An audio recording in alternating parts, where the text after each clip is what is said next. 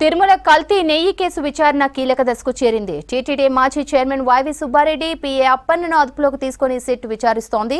తమిళనాడులోని ఏఆర్ డైరీకి టెండర్ దక్కేలా నిబంధనలను మార్చడంపై దర్యాప్తు కొనసాగుతోంది. వైసీపీ సర్కార్ హయాంలోని టీటీడీ పాలక వర్గానికి చెందిన కొందరు సభ్యులు, అధికారుల పాత్రపై ఇప్పటికే సిట్కు కీలక సమాచారం అందించినట్లు తెలుస్తోంది.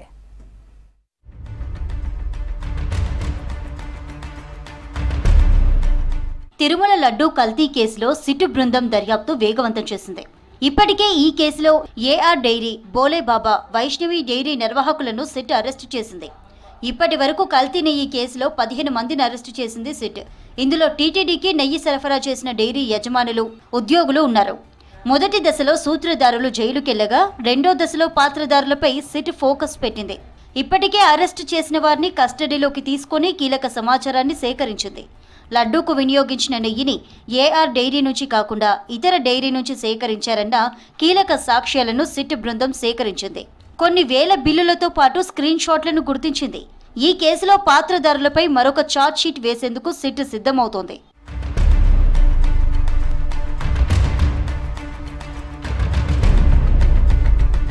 తిరుమల లడ్డూకు గతంలో కర్ణాటకకు చెందిన నంది డైరీ నెయ్యి సరఫరా చేసింది. 2019లో వైసీపీ అధికారంలోకి వచ్చిన తర్వాత తమిళనాడులోని ఏఆర్ డైరీకి ఆ కాంట్రాక్టును ఇచ్చేలా నిబంధనలు మార్చారని ఆరోపణలు వెల్లువెత్తాయి. దీనిపై కొంత సమాచారాన్ని సేకరించారు సిట్ అధికారులు. ఈ కేసుకు సంబంధించి మొదటి దశలో పాత్రధారులపై ఛార్జ్షీట్ వేశారు. ఇప్పుడు రెండో దశలో సూత్రధారులు ఎవరు అనేది తేల్చి ఛార్జ్షీట్ వేయాలని నిర్ణయించారు. వైసీపీ పాలనలోని కొంతమంది నేతలు, టీటీడీ అధికారులు నిబంధనలు మార్చడం వల్లే ఏఆర్ డైరీకి కాంట్రాక్టు దక్కిందనే కీలక సమాచారం రాబట్టినట్లు తెలుస్తోంది. ఆ దశలోనే సూత్రధారుల వ్యవహారాన్ని బయటపెట్టేందుకే రెండో దశ దర్యాప్తు ప్రారంభించింది సిట్ బృందం. టీటీడీ మాజీ చైర్మన్ వైవి సుబ్బారెడ్డి, పీఏ అప్పన్నకు నోటీసులిచ్చింది సిట్.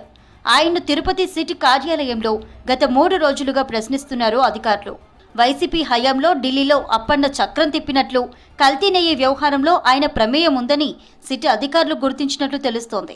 అప్పన్నతో పాటు మరో 6 టీటీడీ ఉద్యోగులను సిట్ విచారిస్తోంది. త్వరలో మాజీ చైర్మన్ వైవి సుబ్బారెడ్డి, మాజీ ఈవో ధర్మారెడ్డికి నోటీసులు ఇచ్చే అవకాశం ఉందని సమాచారం. ప్రస్తుత ఈవో శ్యామలారావు సహా ఇతర అధికారులకు నోటీసులు ఇచ్చి సిట్ విచారించనున్నట్లు తెలుస్తోంది. లడ్డూ కల్తీ నిందితులను అరెస్టు చేసే అవకాశం ఉన్నట్లు టీటీడీ వర్గాల్లో ప్రచారం జరుగుతోంది.